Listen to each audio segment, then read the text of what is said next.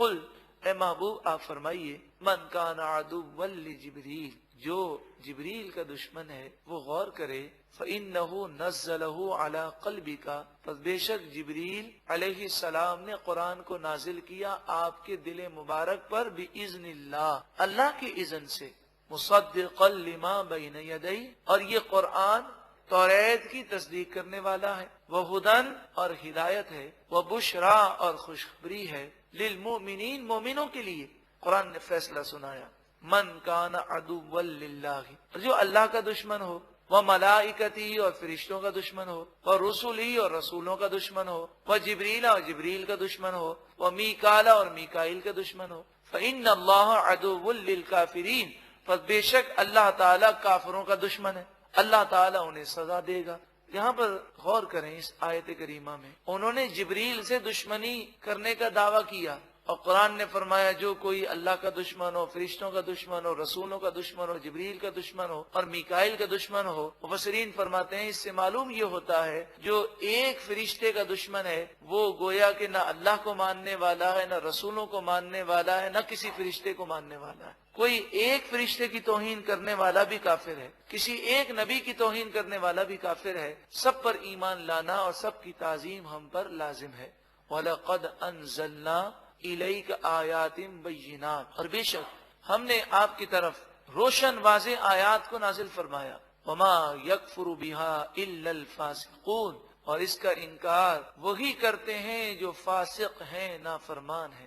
اب کلما عاہدوا عہدا نبذہ فریق منہم کیا جب کبھی وہ کوئی عہد کرتے ہیں تو ان میں سے ایک گروہ اس عہد کو پھینک دیتا ہے عمل نہیں کرتا بل اکثرهم لا یؤمنون بلکہ ان میں سے اکثر ایمان نہیں لاتے۔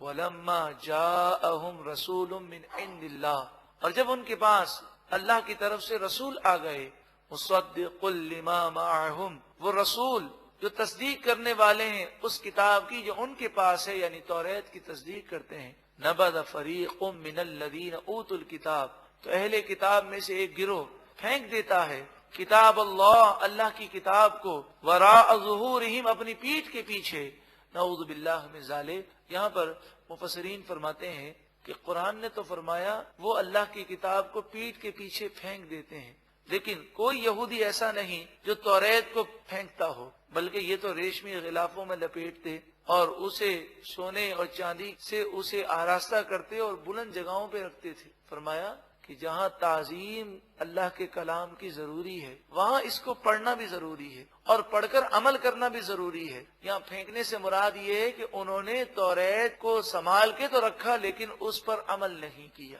اور یہی آج مسلمانوں کی حالت ہے کأنہم لا یعلمون گویا کہ وہ جانتے ہی نہیں ہیں توریت پر ایسا عمل نہیں کیا گویا کہ وہ اسے پہچانتے ہی نہیں ہیں۔ آج بھی مسلمانوں کی یہی حالت ہے جیسے انہوں نے توریت پر عمل نہیں کیا مسلمان قرآن پر عمل نہیں کرتے۔ وَاتَّبَعُوا مَا تَتْلُو الشَّيَاطِينُ توریت کو تو انہوں نے سنبھال کے رکھا توریت کو نہ پڑھا نہ سمجھا نہ عمل کیا۔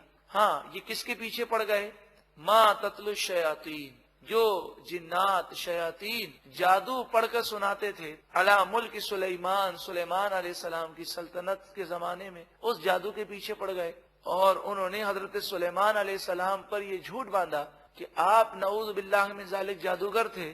قرآن نے اس کا رد کیا وما کفر سلیمان علیہ السلام نے کفر نہیں کیا کہ جادو میں شرکیہ اور کفریہ اکثر منتر ہوتے ہیں اور سلیمان علیہ السلام جادو کرنے سے پاک ہیں۔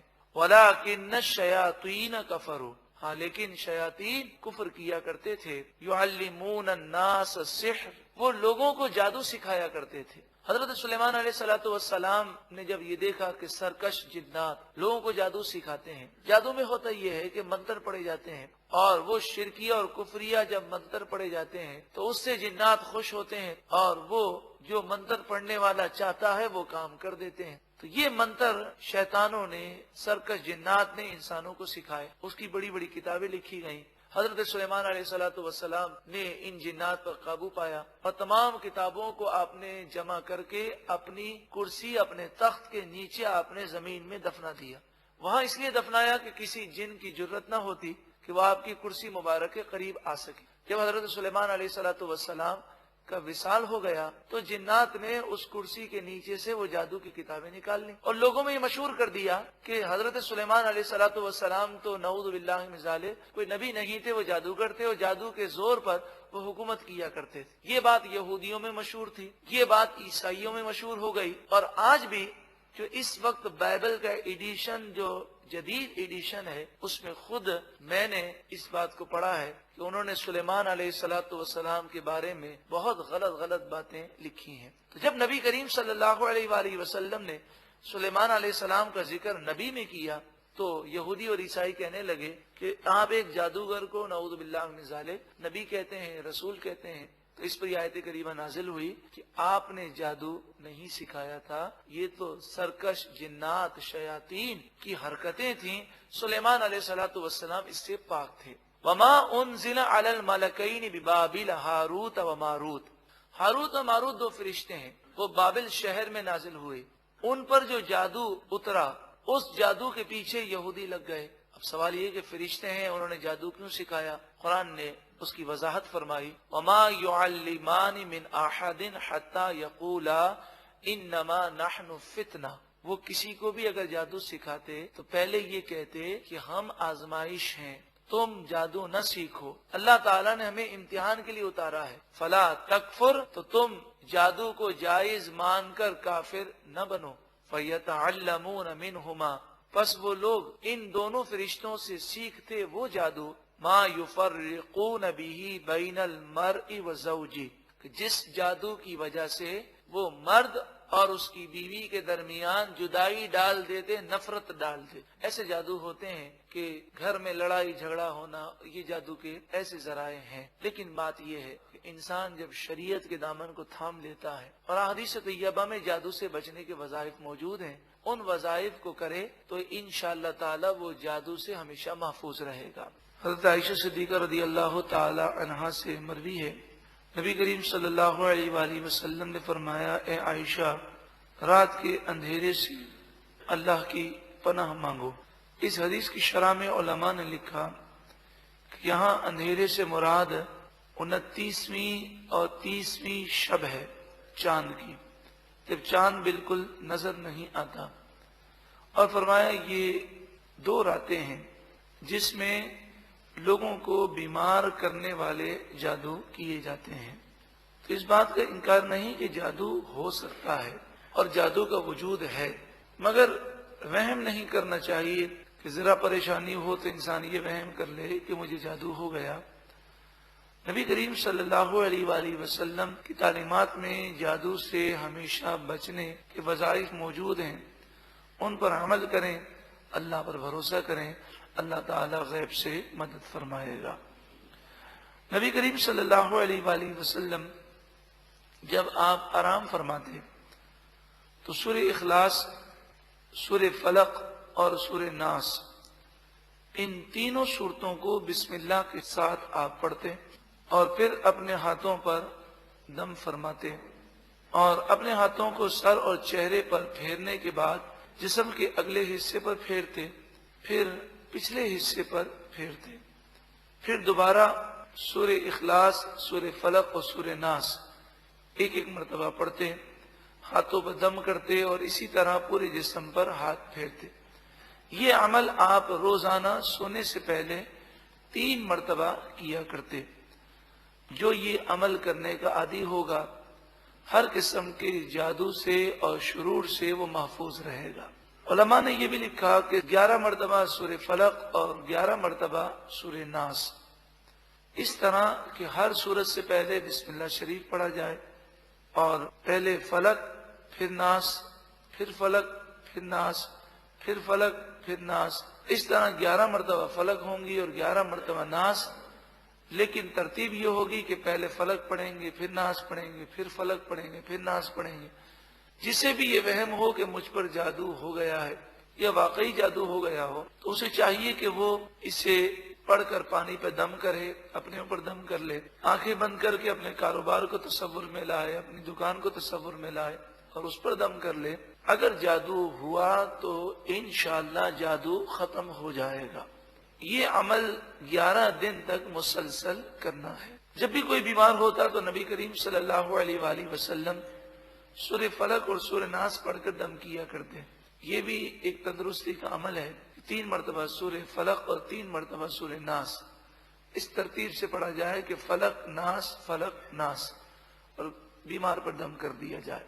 تفسیر کبیر میں ایک وظیفہ لکھا امام فخر الدین رازی علیہ رحمہ، جن کا سن وصال 606 ہجری ہے.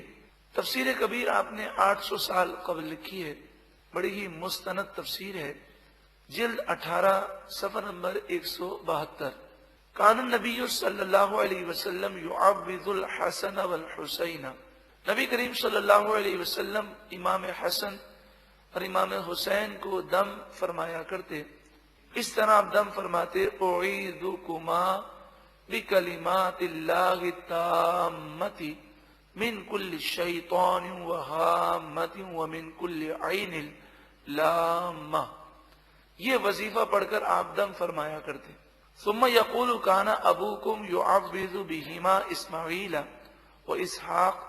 پھر آپ فرماتے کہ تمہارے والد یعنی حضرت ابراہیم علیہ السلام، کہ نبی کریم صلی اللہ علیہ وآلہ وسلم انہی کی اولاد میں سے ہیں. حضرت ابراہیم علیہ السلام اپنے دونوں صاحبزادوں اسماعیل اور اسحاق علیہم السلام پر یہی وظیفہ پڑھ کر دم فرمایا کرتے تھے. اس میں نظر بد کا علاج بھی ہے، جادو سے بچنے کا وظیفہ بھی ہے.